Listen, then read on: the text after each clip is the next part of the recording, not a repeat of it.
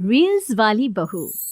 प्रज्ञा को रील्स बनाने का बड़ा ही क्रेज है और वो दिन भर रील्स बनाती रहती है।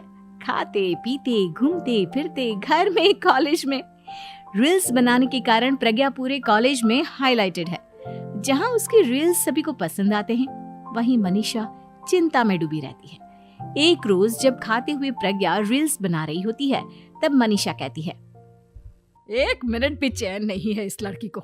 ये नहीं कि खाना तो आराम से खा ले, लेकिन नहीं, अरे थोड़ी देर रील्स नहीं बनाओगी तो आसमान नहीं टूट पड़ेगा। अरे मम्मी, इसी को तो कहते हैं डिटर्मिनेशन। तुम नहीं समझोगी ये सब। हे भगवान, इस लड़की को सद्बुद्धि दे। जब देखो तब टेढ़ा बाका मुंह बनाती रहती है। मनीषा की बात का प्रज्ञा पर जरा भी असर नहीं होता और वो खाते खाते रील्स बनाती रहती है। दिन बीतने लगते हैं और देखते देखते प्रज्ञा का कॉलेज भी खत्म हो जाता है। आए दिन कोई ना कोई मनीषा को प्रज्ञा की शादी करवाने का सुझाव दे जाता है। सब ठीक ही कहते हैं, प्रज्ञा की शादी कर देनी चाहिए। अपने घर के काम काज में व्यस्त हो जाएगी तो खुद ही ये रील्स और नाच गाना बंद हो जाएगा। मनीषा और प्रेम प्रज्ञा के लिए एक अच्छा लड़का ढूंढने लगते हैं और तभी विकी का रिश्ता प्रज्ञा के लिए आता है, जिसने प्रज्ञा को उसकी रील्स देखकर पसंद कर लिया था। अगले दिन विकी अपने माता पिता के साथ प्रज्ञा के घर पहुंच जाता है और प्रज्ञा साड़ी पहने हाथों में चाय की ट्रे लिए उनके सामने आती है। जब विकी को पसंद है तो हमें भी बहू पसंद है। बहन जी, आप बारात की तैयारी कीजिए। एक बार लड़का लड़की अकेले में बात कर ले तो अच्छा रहेगा। हाँ हाँ, क्यों नहीं। मनीषा विकी को प्रज्ञा के कमरे में भेजती है, जहां प्रज्ञा पहले से ही रील्स बना रही होती है। तभी विकी कहता है, आ गए आपके साजन जी। हमारे साथ ये रील्स कंप्लीट करती तो और भी अच्छा रहता।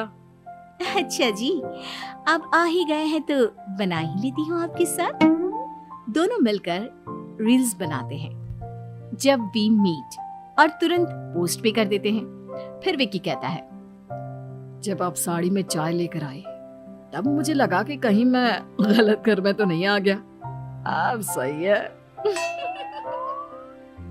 दोनों की शादी पक्की हो जाती है और शादी के दिन भी प्रज्ञा रील्स बनाने से चूकती नहीं। यहाँ तक कि बारात के समय भी नाचते हुए रील्स बनाती है।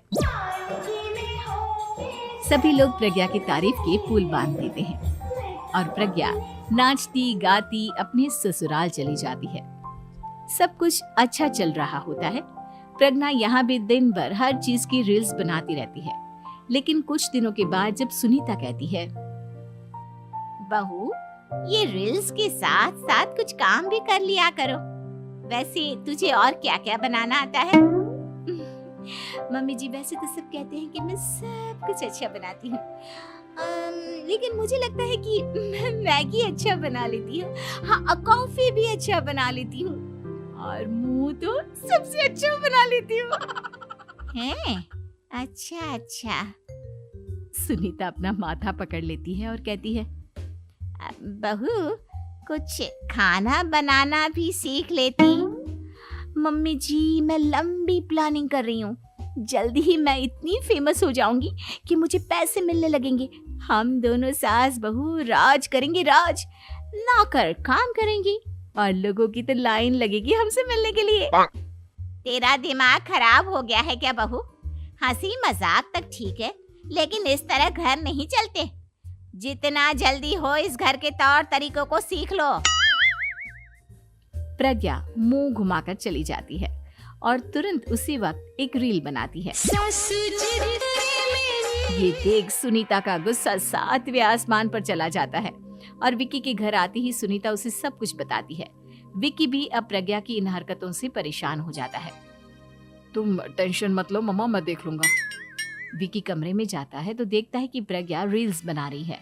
विकी बड़े ही प्यार से प्रज्ञा से कहता है, प्रज्ञा, इन सब के लिए मैं तुम्हें मना नहीं कर रहा हूँ, लेकिन फिर भी हर वक्त तो ये अच्छा नहीं लगता ना। समझने की कोशिश करो, मुझे भी तुम्हारा थोड़ा वक्त चाहिए। मैं जब ऑफिस से आता हूँ तो मुझे समय देने की जगह इसी में लगी रहती है। तुम ज्यादा ही सोच रहे हो। तुम भी मेरे साथ रील्स बनाओ ना, तुम्हें भी बहुत अच्छा लगेगा। तुम्हें इज्जत से कोई बात समझ में नहीं आती क्या? दिमाग खराब हो गया है तुम्हारा इस चकाचौंध से।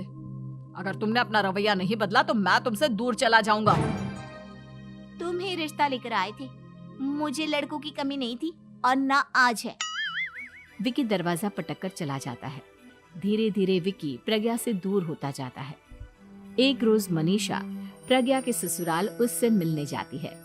तब सुनीता उससे कहती है, बहन जी, अब आई हैं तो कुछ दिन यहाँ रहकर जाइएगा, आप ही का घर है। हाँ मम्मी, बहुत दिन हो गए तुम्हारे साथ एक भी रील नहीं बनाई मैंने। प्रज्ञा तुरंत अपने फोन में रील्स ऑन कर लेती है। ये सब मुझसे नहीं होता। तेरा ये भूत अभी तक नहीं उतरा क्या? बहन जी, आप कुछ कहती नहीं क्या इसे? जब आप ही कुछ नहीं कर पाई तो मैं कर ही क्या सकती हूँ। सास तो वैसी ही बदनाम है।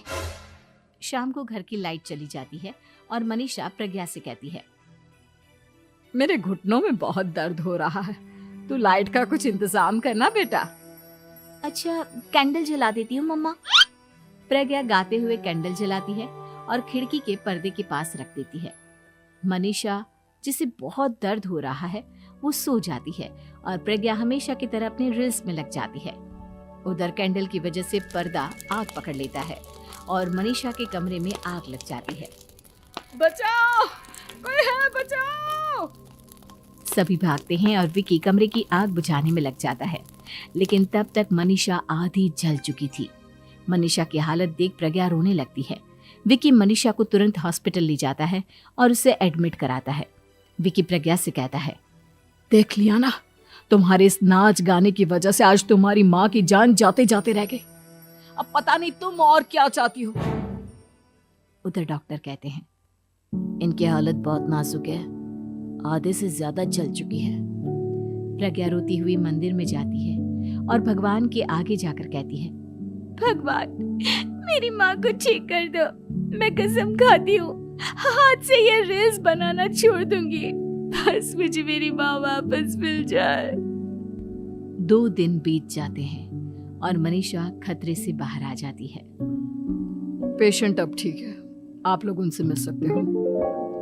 सब कोई मनीषा से मिलता है और प्रज्ञा सबके सामने अपना फोन तोड़ देती है। मुझे माफ कर दो मम्मा, मैंने तुम लोगों की बातों को नजरअंदाज किया। बेटा, कोई भी चीज जरूरत से ज्यादा खराब है। मैंने तुम्हें रील्स बनाने से कभी मना नहीं किया, लेकिन हर वक्त एक ही चीज तो सही नहीं है। मैं समझ गई हूँ मम्मा, आई एम सॉरी। प्रज्ञा उस दिन से रील्स बनाना छोड़ देती है और पूरी तरह से अपने घर में लग जाती है।